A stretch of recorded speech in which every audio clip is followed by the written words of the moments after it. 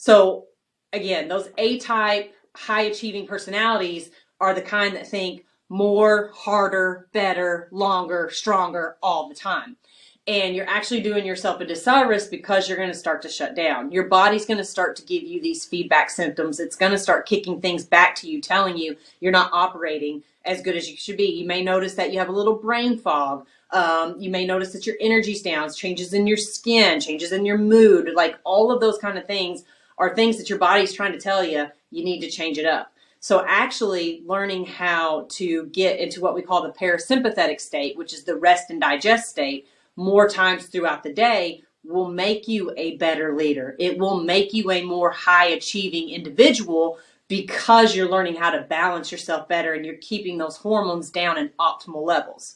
Okay, so coming back to those three things: regular sleep schedules.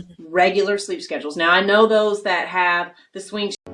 You're listening to the First Class Life Show, hosted by Lindsay Vertner, a holistic personal development show for high-achieving leaders who desire to maximize their impact while creating a life full of purpose, fulfillment, and happiness. So grab a drink, grab your notebook, and let's get started.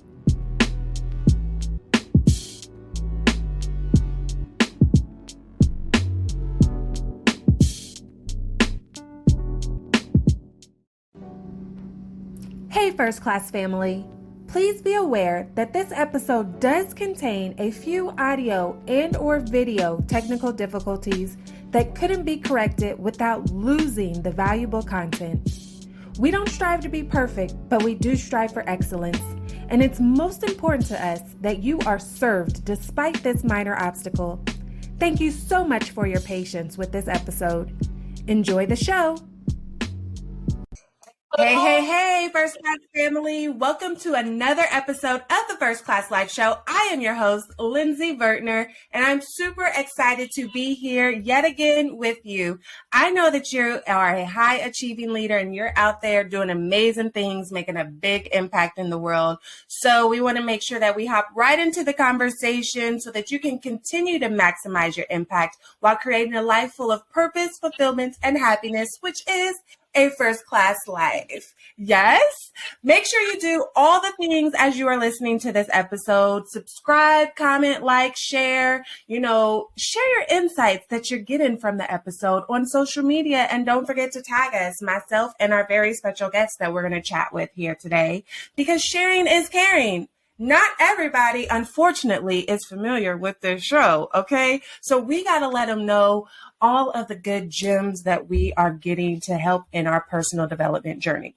So let's go ahead and get started. Today we have Cynthia Williams, and she's going to tell you about herself, okay? I've got a moment to get to know her backstage, and we're going to chat about some of the things that she has overcome in her life. So welcome, Cynthia. How are you? Good. Thank you very much for having me today.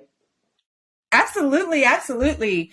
So I've been able to get a better understanding of your story and some of the things that you've been through, but I want you to share with the First Class family, who is Cynthia? Who's this Cynthia Williams girl? Give us the good tea. Okay. Obviously I'm Cynthia Williams. I'm a mom first and foremost, and I'm that's probably the biggest thing that I'm most proud of, and it has changed my life dramatically. It changed the trajectory of my life. I was told I would never get pregnant, and I had my miracle baby at the age of 41 while I was actually I was competing in my very first bodybuilding show at the same time. It's an absolute crazy story. I was 12 weeks pregnant when I was on stage and had zero idea I was pregnant. I actually thought I was in menopause. My husband thought I had cancer. That's how far being pregnant was off the radar for us, for everything that we had been through. We were actually starting the adoption process, et cetera, et cetera. And after my bodybuilding show was over, you lose your cycle when you do a bodybuilding show because you go to such low body fat percentage, it takes away your cycle. So I just thought this was part of the show. I had actually taken 3 pregnancy tests. They came back negative, blah, blah, blah, blah. So about 8 weeks after the show, my cycle still had not come back once my body fat had resumed and I was back on, my normal schedule and all that kind of stuff. So I went to the doctor to get a hormone panel run because, again, I thought I had knocked myself into menopause. I thought I'd royally screwed up my hormones by doing this competition at the age I was. And I found out I was pregnant. And I couldn't believe it. I had no idea. They had to do an ultrasound because I had no idea how far along I was, like nothing. And I was 17 weeks pregnant when I found out I was pregnant. So I was close to like almost halfway through my pregnancy before I ever found out. But anyway, so she's a miracle baby, and it's just, that's why I'm just so proud of that. I'm so proud of that story, and just, you know, it was huge hurdle for me and whatever. So I'm a mom. I'm also a business owner, an entrepreneur. I live, breathe, and eat women's health, nutrition. I can't get enough of it, and learning about it and helping women because of a lot of the experiences I had with birth control and not being told I couldn't get pregnant and a lot of other things that have gone on in my life. I know that there's more answers than what the doctors are giving us. And I'm not knocking doctors. That's not what it is. But I do think that our medical system is set up for more reactive care versus preventative and educational. So I've made it a mission to help women understand their bodies, to understand their blood work, to understand how nutrition can affect their abilities to have children, their fertility, other diagnoses, PCOS, endometriosis, like all that kind of stuff. And so I just have a real big passion about it because I have seen with clients how it can improve and we can change life. And then again, from personally experiencing a lot of these things myself and knowing that there has to be other answers, so again, I've kind of gone off, but that's kind of who I am, excuse me. I'm a mom, and I'm a integrative nutritionist that came to it from the passion of life experiences, of having just a lot of stuff happen to me and just knowing, man, this isn't right. I know there has to be other answers or other ways to get where I want to go, and finding those ways for myself, and then now trying to educate other women and help them feel and live and be their best. I'm 44 years old now, and I'm in better shape than I was in my 20s. I'm healthier than I was in my 20s. I feel like I look better than I did in my 20s because I've taken care of myself. I have tons of energy. I don't drink caffeine during the day, all of those kind of things. And when women were told, I'm not sure how old you are, but you're told when you get to a certain age, oh, that's just part of aging. Oh, you have to accept your body looking this way. Oh, you have to accept, low libido and your skin being dry, and you have to accept the body. And that's what they're told in the doctor. They're like, it's part of aging. And, their answers are to throw a Xanax at you to get you to calm down, and things like that. And I just want, you don't have to. You don't have to. You can look and feel fantastic in your 40s, your 50s, your 60s, your 70s.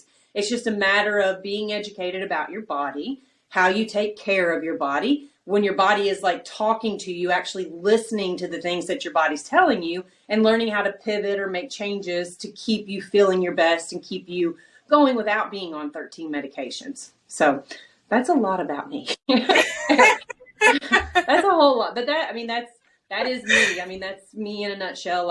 If you can't tell, I live, breathe, and eat this. I am so passionate about just helping women be smart and be your own health advocate, basically. And I love that. There's so many different things that we can talk about. I do feel like I need to give this disclaimer, though, to the First Class family, because I feel like today's episode is going to be very female-centered. And if you are a male listener right now, hey, don't tune out. Stay tuned in, okay? Because one, I almost guarantee that a female in your life. I can from a male perspective. I've had several males that I've worked with to help them when their wife is in that situation. So definitely don't tune out, especially if you have a wife that's perimenopause or menopausal and stuff like that, because it is a breaking point for a lot of relationships. And so when men have an understanding of actually what their wife is going through and they can be supportive and help them, then, together they can go through it, because it's a lot. We go through a lot, we have a lot of hormonal changes that really affect us in our quality of life. And if you are with a partner and you are in these phases of your life or whatever, and if they can just have an understanding of what's going on, then it can make your relationship so much better, so much stronger, and you can offer up, if you're listening to it and it's your male and you hear some good tidbits, you can offer up to your wife, hey, maybe you should go check this out, or maybe you should go read this if you're feeling this way, like if you're not getting the answers you want from your doctor. Absolutely, males should be just as educated about the female body. Yes, because y'all like it, right? Right. Learn about the things you like. Right. And I'm sure if you don't have a spouse, you got a sister, mother, cousin, friend, coworker, somebody. So, hey, I know it can be exhausting blazing the trail and creating a legacy. And you're at the point in your life where you desire peace and rest. You want to enjoy both the physical freedom and financial freedom to live life on your terms. You understand the importance of prioritizing your self-care. And you know that you're worthy of transformational experiences surrounded by other high-achieving, goal-oriented women just like you. That's why you deserve to be treated like VIP at the First Class Life Luxury Self-Care Retreat for Women. You deserve to show up and just be you. Away from the titles and roles that keep you busy from day to day. You deserve the luxury to fully unplug. It's time for you to embrace your first class life. Visit firstclassliferetreats.com to secure your VIP spot today, because you deserve it.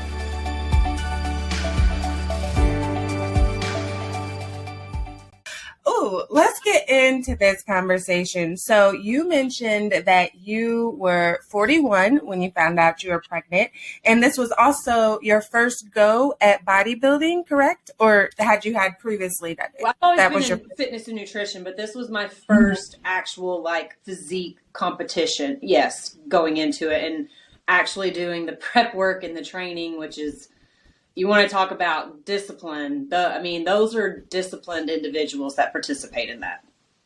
Ooh, I bet. I can only imagine what that is like. And so in hearing you say that, the first thing that comes to my mind, because I know you mentioned like they say, oh, after a certain age, you can't have children. And, you know, there's all these societal time limits on things. You should be married by this time, go to school and get an education at this time, and yada, yada, yada. And you being 41 in your first actual physique competition and your first pregnancy, it's so funny because I had just seen a movie, and she was in her 40s and she was pregnant, and her husband had said, you know, your geriatric pregnancy. And she was like, don't say that, because like, I don't like that term. Who says I'm geriatric? So I say all that to say, age is what you make it. Like you said, you feel better, you look better than you did in your 20s. And actually 40s is pretty young, but society makes us feel like it's old.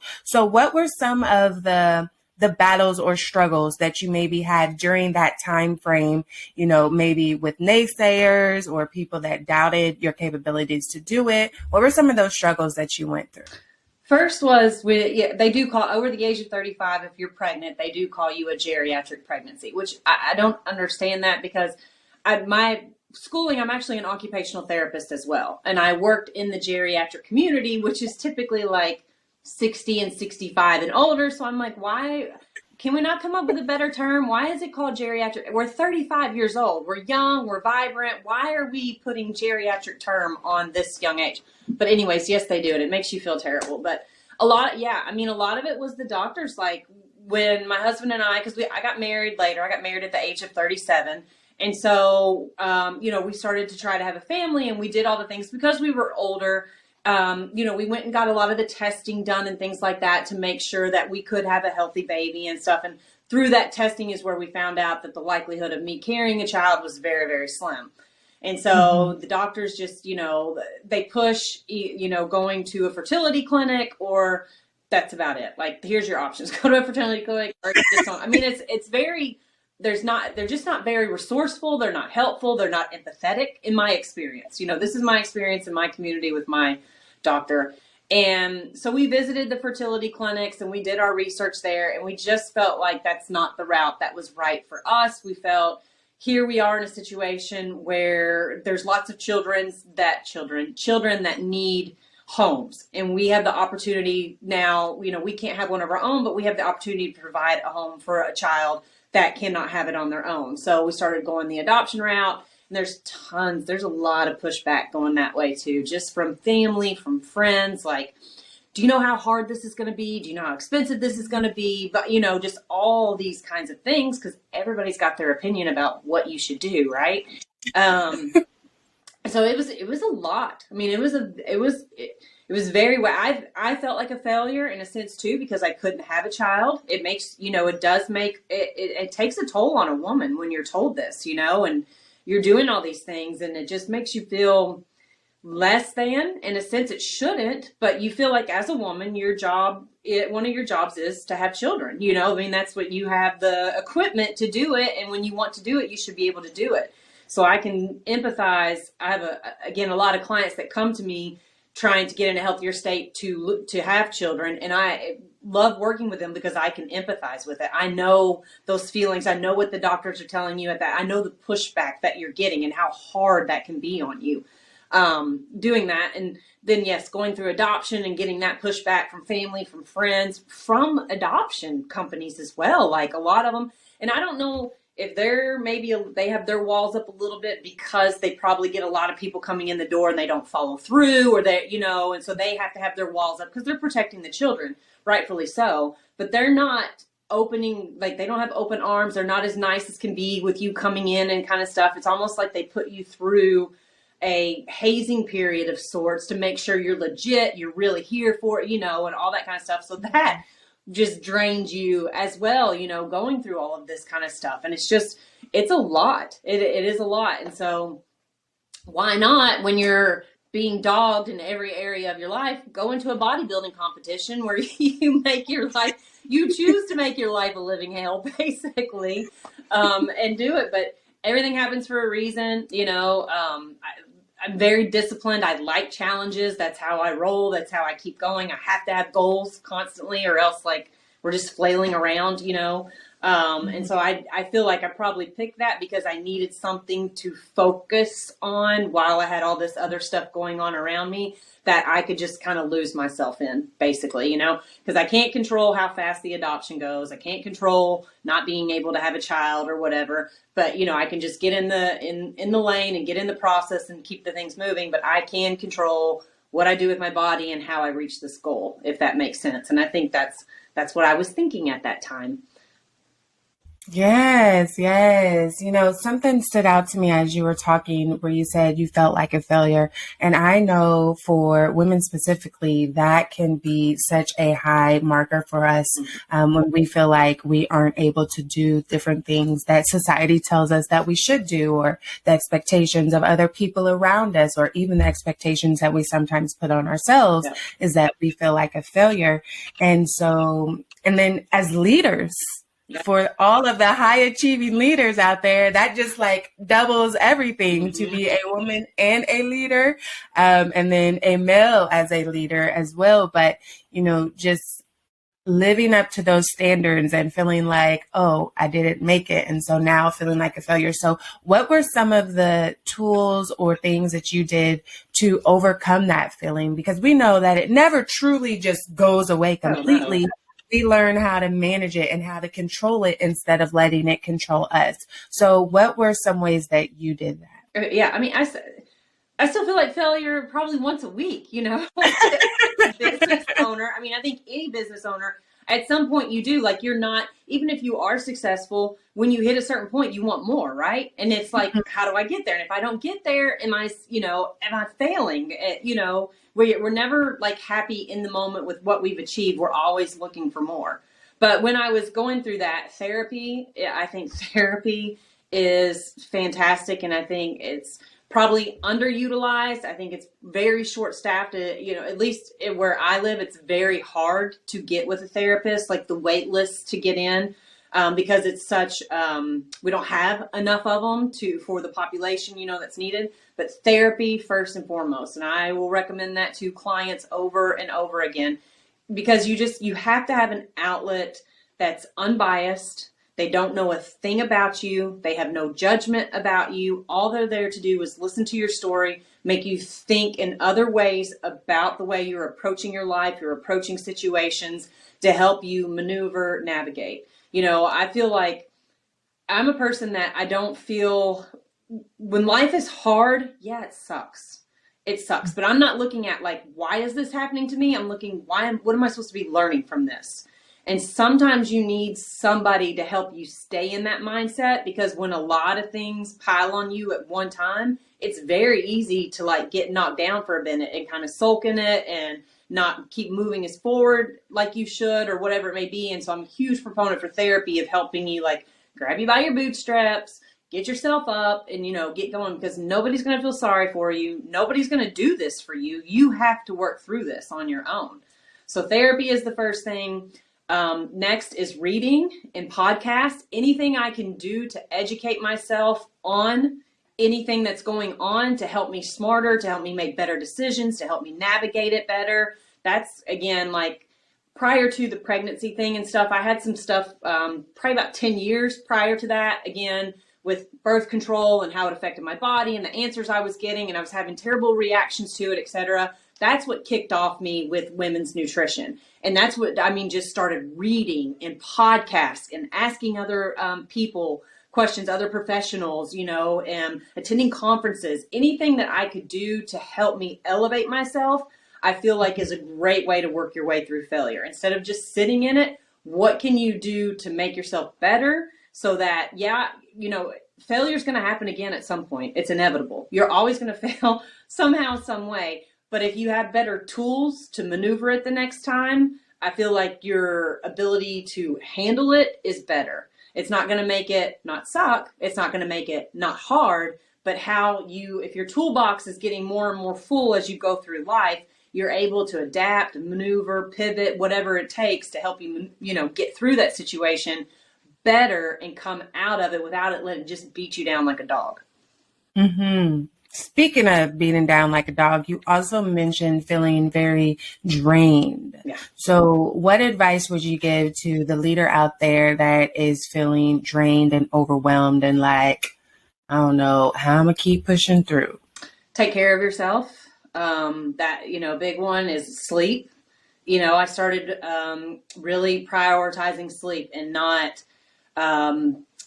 having erratic sleep schedules, like getting in bed at the same time every night, getting up at the same time every day, no matter what, getting water in, movement, walking. I cannot tell. Walking is probably the most underrated, but it is so good for so many things mentally and physically is walking. Get out, get with your thoughts. Like, too many people, I don't know if you've experienced this, I experience it a lot, especially when working with clients when it comes to weight loss. They're very uncomfortable sitting in their feelings. You know, they're like, how can I get out of this as quick as possible? Versus sitting in it, addressing it, figuring out what's going on, then you move forward. And I think walking is a great tool for getting out there and just sitting in your thoughts, running through your day, running through how everything went, how you could do this better, how you want to do this. I've gotten some of my best ideas walking. Walking like will get me like kick-started again. I'll come back home and I've got 30 notes going of like what I want to do, this, that, and the other. But those would probably be my three biggest things that I recommend for anybody when they're trying to get started with a health journey or they're trying to get through hard times, is just get your sleep cycle. No matter what, stick to a sleep cycle. Don't stay up all night on social media, on your phone, and then you end up sleeping in till 10, 11 a.m. and then you just feel like dog crap the next day. Don't do it. As hard as it is, stick to a sleep cycle. Get your water in. Okay, when we're hydrated, our brain works better, our digestion works better, our heart works better, and when things are working better, we feel better. And then just walk. Get your steps in. Just get out there. I don't care how cold it is. I live in Louisville, Kentucky, and the last 3 days it's been like -7, -6. Like, it's been freezing out here. I still went out and got my walk in. My walks were shorter, but I still got out there and I got my steps in because I know I need it. Like, for mentally to stay, you know, up and on top of it and just to be feeling good, I know I have to get those steps in. I know I have to get outdoors. I know I have to get fresh air in my face.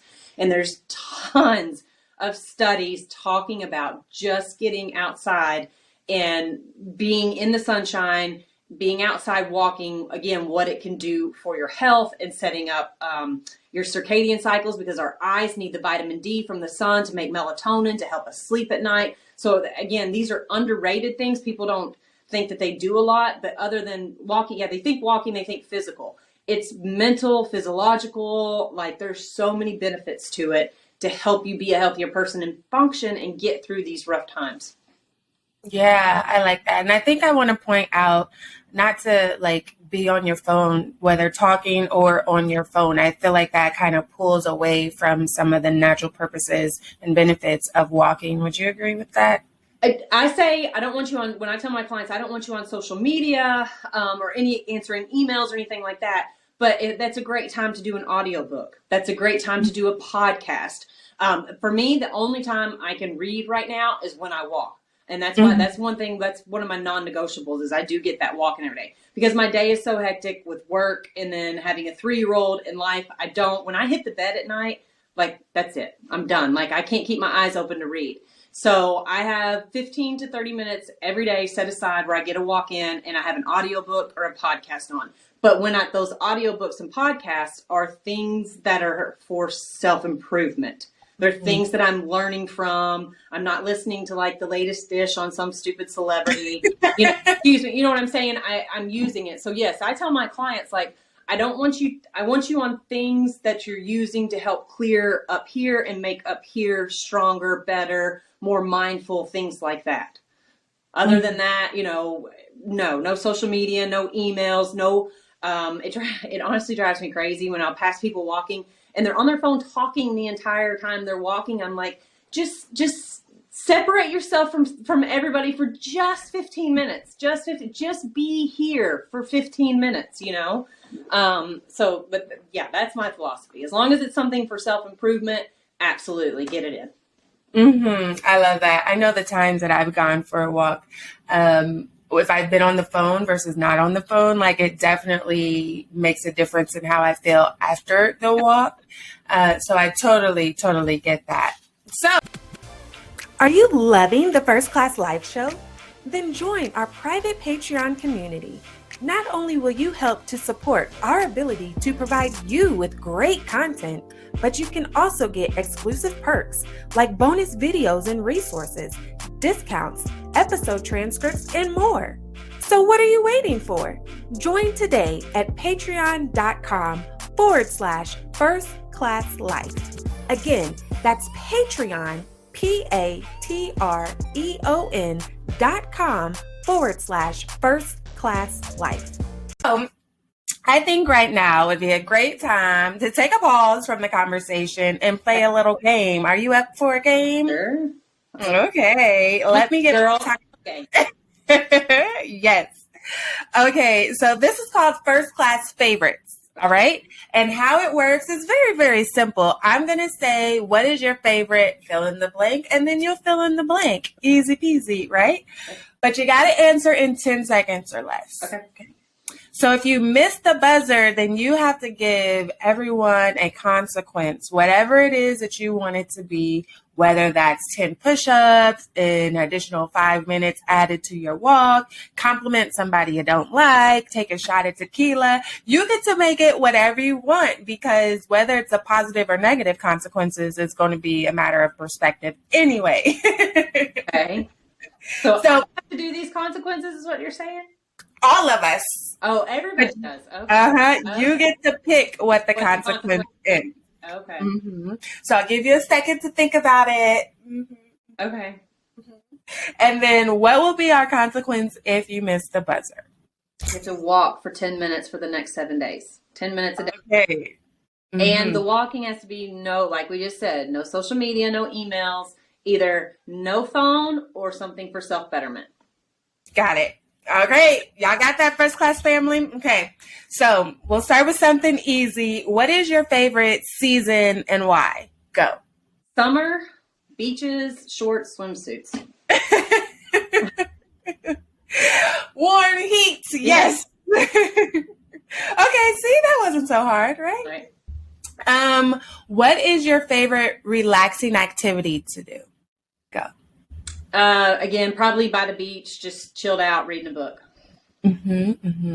What's your favorite book? Go. Oh gosh, my favorite. Well, honestly, my favorite book right now is Atomic Habits. It is phenomenal. I have that book right on my bookshelf over there. You got that one. I just didn't push stop. Atomic Habits. Who's the author of that one again? Oh, I gotta pull it up. I'd have to pull it up. I can't remember his name. Put on my binoculars and I can't find it quick enough. But it highly recommend. Simple read, fantastic, easily to apply into your life. Yes, author of Atomic. This is why we love James Clear. James Clear, yeah, duh. James Clear, Atomic Habits by James Clear. Okay, what's your favorite song, artist and title? Go. Favorite song, probably will go Kashmir by Led Zeppelin. Oh, Kashmir by Led Zeppelin. Got it. So, y'all, she is killing these, okay? What's your favorite food specifically? Mexican. That was easy. Ceviche, easy. Chips and salsa, easy. What's your favorite drink? Can't say water. Go. Oh, well, I don't drink anything but water. Sparkling water. Decaf coffee. There you go. Decaf. That's the other thing I drink. I don't drink. Okay. I literally don't drink anything but water. Nice. So I just tried a new water. Like literally yesterday was my first time having it. I bought it at the Sam's Club. Do you guys have a Sam's Club? Mm-hmm. Yeah. So I bought it at Sam's Club a couple days ago. I don't quite remember the name. I think there's a K in the name. It might even start with the K. But it's like an 18-ounce water bottle, and it's a probiotic water. And at the very top of the lid, like you push down the cap and it releases the probiotics so that they're not like sitting stagnant, you know, right. And then you shake it up and you drink it. So it was good. Yeah, it tastes like flavored water. The one I tried yesterday was blueberry lemonade. It tastes like, you know, have you ever had Hint waters? Yes. Yeah. It kind of tastes like Hint, but it's a probiotic water. So yeah, check it out. I wish I knew the name. I would have to run to my kitchen and go look really fast. Okay. Back to the game. Let's do your favorite movie. Go. Okay, well I don't really watch movies. I don't really watch TV. But if I had to go with one that I would sit down and watch no matter if it was on, probably Pretty Woman. Okay, Julia Roberts. Yes. And you barely made the buzzer that time. Barely. Okay, let's do one more. What is your favorite place to travel specifically? Mexico, either Riviera Maya or Puerto Vallarta. Yes, I like both of those places. Puerto Vallarta is the very first place I ever went to in Mexico. So that will always be near and dear to my heart. Excuse me. But see, that wasn't so bad, right? That was fun. Easy peasy. So, First Class family, make sure that you subscribe to our private Patreon community. And excuse me, because I'm about to cough. I got so excited. I need to clench my throat, give it some water. But make sure you subscribe to our private Patreon community where you will get access to our uniquely curated list of First Class favorite things, where we have our reading list, we have our song playlist, because we're all about self-care, our relaxing activities that we like to do, and our favorite places to travel because, we got to be open-minded to all of the world and its experiences and cultures around us. And it's uniquely curated by all of our fabulous, phenomenal guests. Yes. So some of your answers will be added to that list, Cynthia. Thank you for being a co-author on our First Class favorite things list.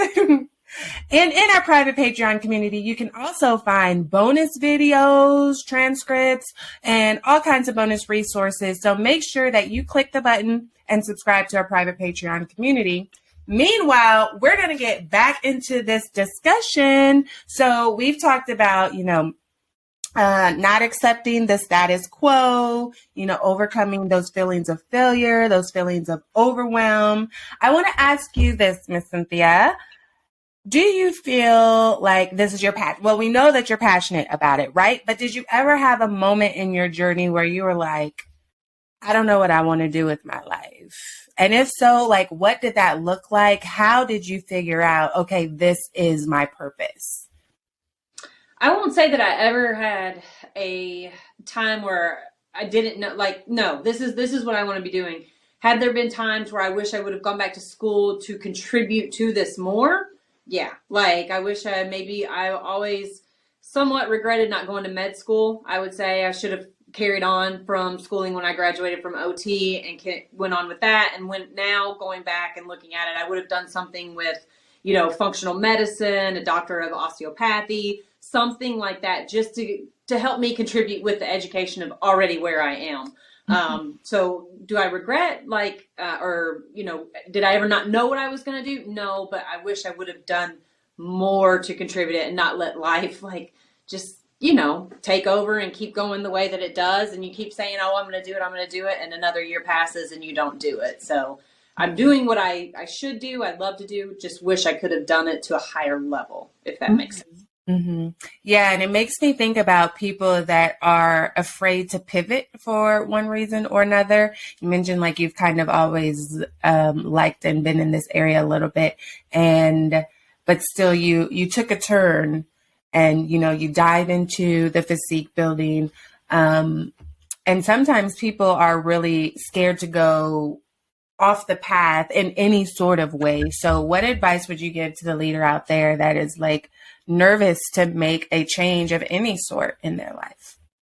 Do it. And if you fail, you fail, just like we talked about earlier, that you're going to fail, whether it's something, whether you stay on your path that you're on, or if you veer off and go a little bit, something in your life is going to happen where failure is going to come. So would you rather fail at trying something that you wanted to do, or would you rather fail just on settlement? Does that make sense?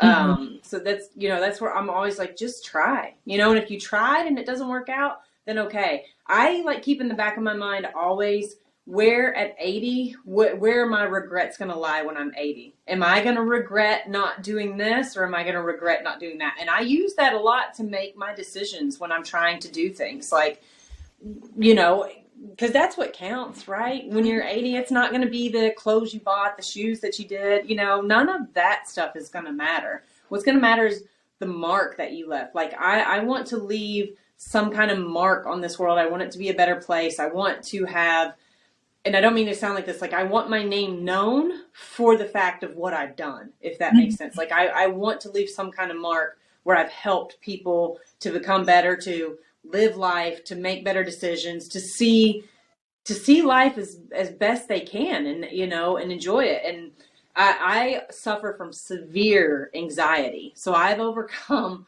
major hurdles with anxiety, and owning your own business is incredibly anxious, very anxious. I mean, it's just because you don't have this Monday through Friday paycheck. Here's your benefits. You know what I'm saying? There's no guarantee on anything. So you're constantly having to work to make sure that your income stays and continues to grow. There's no sitting still, basically. But I also suffer from anxiety as a diagnosis. And then like when I had my daughter, oh my gosh, I suffered from severe postpartum anxiety. You want to talk about overcoming a hurdle? I couldn't walk down the street with her because I thought people were hiding behind bushes and like going to jump out and grab me. That's how far my anxiety had like taken me. I was becoming like disillusioned. It didn't help also that I had my child in November of 19, and then we went into the pandemic in March of 20, so here it was just like, and so therapy was a huge one for that. And my other thing, how this comes back around, is I just had to go and face these things. So I would make myself go on these walks, and my walks would get further and further and further each time I would walk, to keep showing myself there's nobody hiding behind these bushes. Nothing is going to happen. like just, I wouldn't take her in the car and drive. I would get so anxious because I thought we were going to get in a wreck. Like just my mind would go in all these ways. And then you just go. You just have to go and do it and face those things and get on that path and go and learn. Yeah, okay, something may happen, but if it does, you can work through it and keep going and find another way to get there, if that makes sense. But that's how I was trying to bring all that back around is, you got to go on those paths of like that you don't want to. You have to go on those paths, because going on those paths is what's going to give you great life and great, rewards at the end of the tunnel. Yeah, that made perfect sense. So you mentioned one way to kind of not only overcome, that fear of change, but it sounded like to also overcome, anxiety, those feelings of anxiousness that can come up in various forms, is to just do it. You got to do it afraid. What are some other tips that you can share for overcoming specifically those feelings of anxiousness? That's the big one is, therapy helps, but in therapy, they're going to tell you have to go do, you have to go do it. Like if you're afraid of snakes, they tell you got to get in there and start messing with snakes, and you do it in little tiny bite-sized chunks. Like, my goal would be, okay, just walk to here, right? We'll just use walking as one of the things that I had the anxiety about.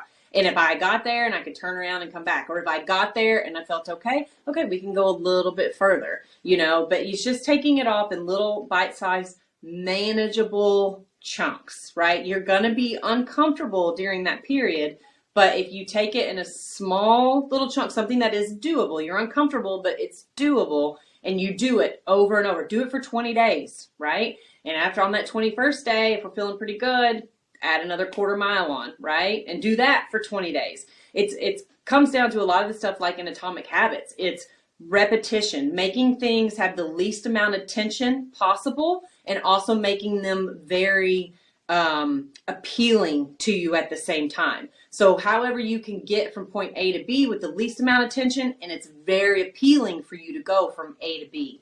So using like those kind of thought patterns in it, you just have to work on anxiety. It's still like, I still have it as a business owner. It is way more manageable now than it was, but it was debilitating for a while. And that I think that honestly, for me, who I am as a leader, as a very disciplined person and stuff like that scared me more than like sitting in the anxiety, if that makes sense. Like sitting there and just staying with it and making it okay scared the shit out of me. I was like, I have to get out of this. What do I do to get myself out of this? And whatever, and therapy and facing the fear, facing the anxiety. Yeah, it makes me think of progress over perfection. Yeah, so much we always want to see the whole blueprint. We want to have the whole game plan, and we get overwhelmed about what's in front of us. It's like, okay, I'm here, I'm trying to get there, and we get overwhelmed with the distance between it. And that was perfect. Like mentally, emotionally, physically, the literal distance and the metaphorical distance between where we are and the goal that we have. And we have to remember those bite-sized chunks, like you mentioned, just walking 1 block. And then once you master that, okay, now focus on walking 2 blocks. You don't have to focus on walking 100 blocks at the first time, because that's how we get more overwhelmed and more anxious and fearful of what's to come. So progress over perfection. I love it. I love it. I love it. So yeah. I have a question that I'd like to ask you. I have to ask all of my guests this question because it's a very important question, all right? The First Class Life show actually stems from the First Class Life brand, and First Class Life is actually an acronym that stands for all of the different characteristics and skills that you want to embody into your lifestyle to be able to create a first class life full of purpose, fulfillment, and happiness. So if you would like to know, First Class family, what that acronym stands for, there are 2 different things that you can do. The first is you can either go back and listen to the very first episode of the First Class Life show, where I break down each factor and why they're important. Or you can go to firstclasslifeshop.com and just purchase your copy of the book, First Class Life, 10 key factors to creating a life full of purpose, fulfillment, and happiness. Meanwhile, we are going to ask the beautiful Cynthia, which key factor of first class life do you feel that you resonate with the most? Self-discipline. Mm-hmm.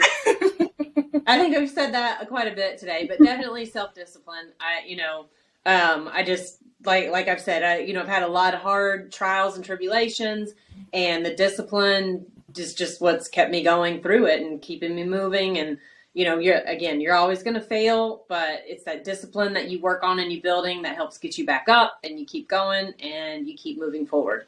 And then I like to challenge myself as well. And I think if you have to have discipline to do that. So that definitely self-discipline. Looking for amazing products to help boost your first class lifestyle? Then head over to firstclasslifeshop.com, where you can treat yourself to personal development books and workbooks, lifestyle affirmation cards, adult coloring books, mugs, notebooks, hoodies, t-shirts, leggings, and more. All products were designed to help you master your mindset, walk in your purpose, and live your first class life, because you deserve it. So treat yourself today at firstclasslifeshop.com. Again, that's firstclasslifeshop.com. How did we guess? Well, I figured that might be the one, because like you mentioned, you have mentioned that all throughout the episode, just the different types or times that you needed to practice that self-discipline in different areas of your life. So thank you for sharing. I do have this quick question that I want to make sure I address for any of the guys that are listening, all of our first class male leaders out there. So, we've been talking a lot about the female body and the things that she goes through and things like that. What ways can a male help in this situation or be beneficial, or, what can they take away from this conversation? One, get educated about just what your partner is going through with the phase in their life. If you're in, a lot of couples are trying to have children. So if you're in the fertility time and you're going through the clinics and doing all of that kind of work, just go with your wife or go with your partner or whoever it is, so that you can understand what they're dealing with and the pressure. It's a lot of pressure on them, and a lot of decisions, quick decisions that have to be made. And so it's much easier to have somebody to lean on and make those decisions together, so that if the decision doesn't turn out the way you thought it was, there's not even more of that guilt on the woman feeling like she's a failure when it comes to that period.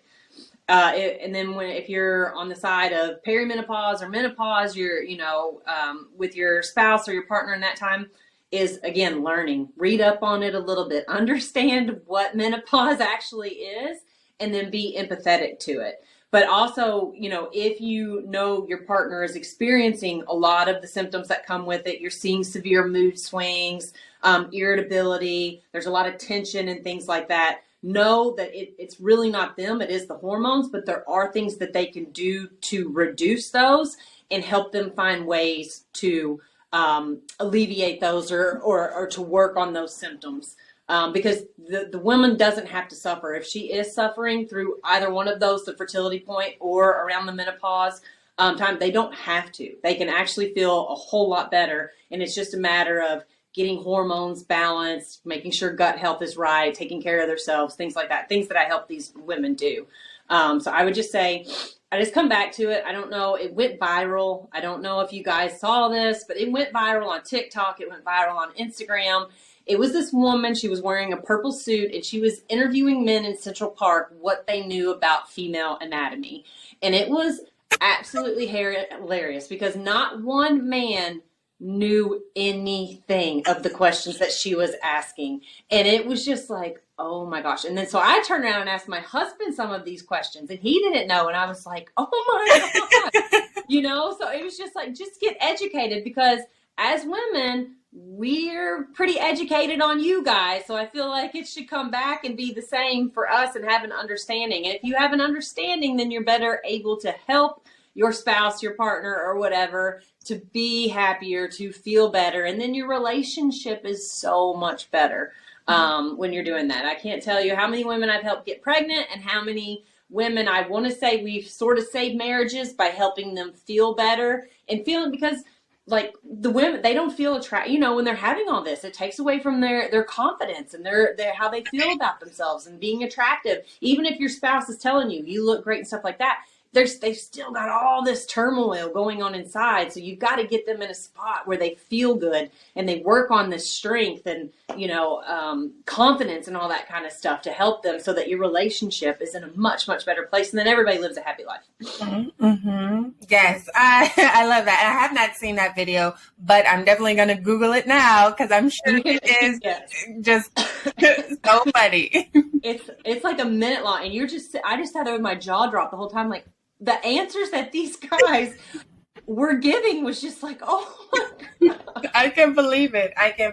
Oh, it's hilarious. So, we've talked a lot about the way that it can impact you. And so, there may be some first class family out there listening that is like, well, this doesn't apply to me. I'm not having these same struggles or anything like that. Maybe you're feeling good all around, but, we hope and pray that everyone lives a nice long life. And so eventually you're going to get to some of these stages. But either way, why is it important for high achieving leaders to pay more attention to their gut health? Okay, so your leaders, your A-type personalities are the ones that will go, right? We're under chronic stress all the time. And I know I keep talking about fertility and menopause, but I work with women and men. I work with men too, even though I do focus on women's health just because they have more hormone issues. But I work with men too, high achieving ones that work like doctors, lawyers, CEOs, pilots, like all this kind of stuff that either have these hectic schedules, like the doctors and pilots, they're working like these swing shift schedules all the time, right? So their circadian rhythm is all screwed up. Or you've got these high CEOs and constantly going. So this is chronic stress that we're under all the time, which elevates cortisol levels. Okay. And when we have cortisol levels elevated, I'm sure we've all heard of that, but cortisol is a hormone. Okay. I know people say cortisol, but they don't have a true understanding. It's a hormone, and hormones travel in packs. Okay. So if we get one hormone off, the others will follow. And if you stay under this chronic tension and this chronic stress for a long time, you're going to have all these other hormonal imbalances go on. And the next one that typically follows is insulin, because when we have elevated cortisol levels up in our bloodstream, it keeps glucose floating around in the bloodstream. So we release more insulin to try and disperse that insulin or glucose and get it out of our bloodstream. So then we're elevating cortisol. Now we're elevating insulin. So now we're elevating inflammation in our system. Okay. And this can start to wreak havoc on gut health. It can start to lead to issues. This is so simplified, but it starts to lead with gut health, the lining issues, the permeability issues in our gut, which can lead to leaky gut, or you get that generic diagnosis of IBS, IBD, IBDC, whatever it may be. That's a generic term that your doctor's throwing at you because he really doesn't know what's going on. He just knows that your gut is inflamed. Seriously. It could be what we call SIBO, which is small intestinal bacterial overgrowth. It could be H. pylori. It could be candida. It could be leaky gut, like I talked about. There's so many different things that it could be, but you have to address that. So again, those A-type, high-achieving personalities are the kind that think more, harder, better, longer, stronger all the time. And you're actually doing yourself a disservice because you're going to start to shut down. Your body's going to start to give you these feedback symptoms. It's going to start kicking things back to you, telling you you're not operating as good as you should be. You may notice that you have a little brain fog. You may notice that your energy's down, changes in your skin, changes in your mood. Like all of those kind of things are things that your body's trying to tell you need to change it up. So actually learning how to get into what we call the parasympathetic state, which is the rest and digest state, more times throughout the day will make you a better leader. It will make you a more high achieving individual because you're learning how to balance yourself better and you're keeping those hormones down in optimal levels. Okay, so coming back to those three things: regular sleep schedules. Now, I know those that have the swing shifts, like I talked about, the pilots and the doctors and things like that, doing your best on your days off to have regular sleep schedules. And even when you have swing shifts, still practicing the same before you go to sleep ritual and the same morning ritual that you have. Those are big cues for up here to tell cortisol levels, when to release, when to blunt, et cetera, et cetera. Getting hydrated, making sure that that water intake is coming in. Everything operates way better when we're hydrated. And then moving, okay, getting your steps in. Take your meetings, walking if you can, take the stairs, whatever you can do to keep your body moving throughout the day. Get away from behind that desk. Can't tell you how many clients I have that sit at a desk and then they start to have this terrible shoulder pain from being in this position all day. Like, it's just a cascading effect, but get those steps in. So if you can make those 3 things a habit and a consistent habit, that can go a very, very long way on balancing those hormones. And I know that was a very long-winded answer, but it's very complex. And when it comes to that, because that doesn't discriminate male, female. That's just how the body operates when it comes to those kind of things.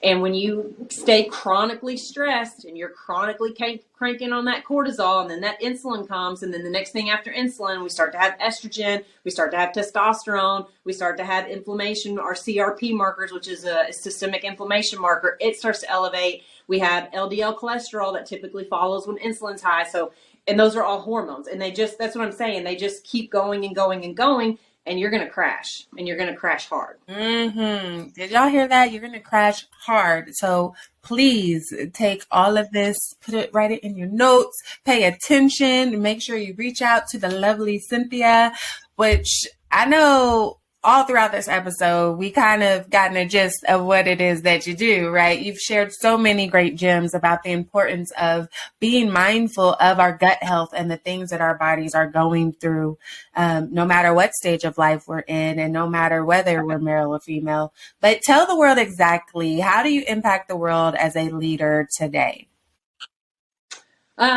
Through this coaching, I do coaching. I do one-on-one coaching with clients, those that need a lot of help, where we dig into lab work. We really dig deep into your health and figure out what's going on if you're having a lot of issues.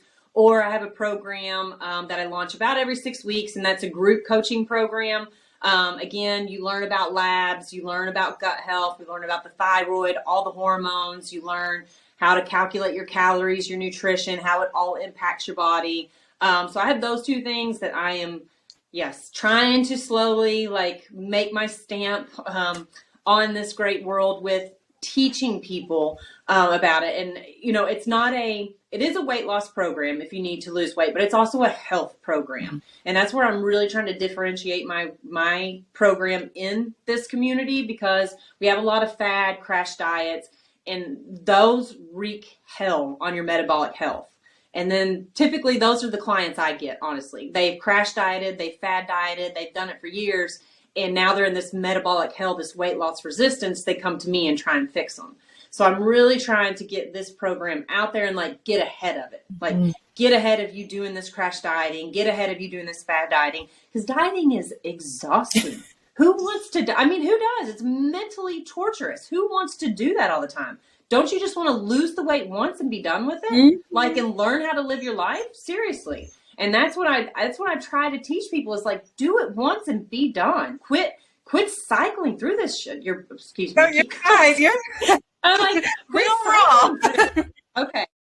I'm quit cycling through this. Who wants to do that? Who wants to spend all their money and time on it? It's terrible. Just do it once and be done. So that's what my mission, and that's how I'm trying to lead in this community, is to teach people through my programs, whether you work with me one-on-one or you do my group coaching, is teaching you about your body so that you understand this. You know the questions to go and ask your doctor. You know how to read this stuff that they're kicking back to you, and you don't get dismissed or bypassed or, hey, take these medications and this will make it fine, right? Because you're going to pay the piper somewhere if you keep taking medications. But teaching you, I really want to lead and help people understand about your body, because it's simple. Our body's really simple. What's gotten complicated is the food sources that are being brought to us, the medical society pushing the prescription pills down our throat, that has royally screwed up our system and made things complicated. And if you learn how to take all that stuff out and get back to the basics, you can live a long, healthy, fantastic, full, vibrant life. Oh, yes. I love that. And I am not a fan of working out or exercising or anything like that, unless it's disguised as dancing. But what I've found is that the best programs actually teach you not just about losing weight, but the health, overall, the things that you're going through, what your body's going through, the hormones, like you just said. And so that sounds amazing and so important. And it also gives you a sense of control and a sense of power because, sometimes when doctors have the titles, we feel like we have to yield to everything they're saying, but they're not always right. They're humans just like us, and you know your body the best. You know what you're feeling, what you're going through. And so when you have this information that you would learn from Cynthia, then it empowers you to take control of your life. So thank you so much. Don't worry. We will have all of her info right in the show notes so you can just click away. Speaking of which, let everybody know where they can find you on these internet streets, how they can sign up for your program, how they can follow you, all of the things. Cynthia Williams Wellness. Everything is Cynthia Williams Wellness. My website is cynthiawilliamswellness.com. My Instagram, my TikTok, my Facebook, my YouTube. Everything you can go, which that's a lot of places, but you can find, if you just go to my website, you'll find information about coaching with me one-on-one or my group coaching session that I have started. That it runs it's a 12-week program, and we started about every 6 weeks or so, that you can get in and do it with a group of individuals so that you're not the only one. I think that's a big thing too, is a lot of people think how they feel or what they're going through, nobody else is going through, nobody else understands. And so kind of when you go through it with a group that's in living it the same as you, it helps you be more successful because you're not the only one. And you're not. As I've said on this podcast, I've been through it. I've lost weight twice in my life, once at 20 pounds and once at 30 pounds. So again, I know what that struggle's like, and it's not fun, and I don't ever want to do it again. Yes. Make sure you reach out. Again, all of the links are over there in the show notes, so you can just click on whatever link that you need. Cynthia, do you have any final advice on how we can continue to grow as high achieving leaders and create our first class life? Challenge. Just keep challenging yourself. Keep challenging. Don't be afraid to fail. Keep moving forward. Just stay hard, as David Goggins says. Stay hard. Thank you. And thank you, First Class family, for tuning in yet again for another episode of the First Class Life Show. I know that you could be doing anything in the world, but you have spent the past hour here with us, and we greatly appreciate it. And just continue to go out there, maximize your impact, share, like, subscribe, comment, do all the things of this episode, because I know it was some great gems being shared from the beautiful Cynthia. So make sure you tune in every week as we drop a new episode of the First Class Life Show and continue to create your first class life full of purpose, fulfillment, and happiness, because you deserve it. Bye. Unfortunately, all good things must come to an end. But please be sure to subscribe to the First Class Life Show. And don't forget to rate, leave a review, and join our private community so that we can continue to provide you with great personal development conversations to help you maximize your impact while creating a life full of purpose, fulfillment, and happiness. You deserve it.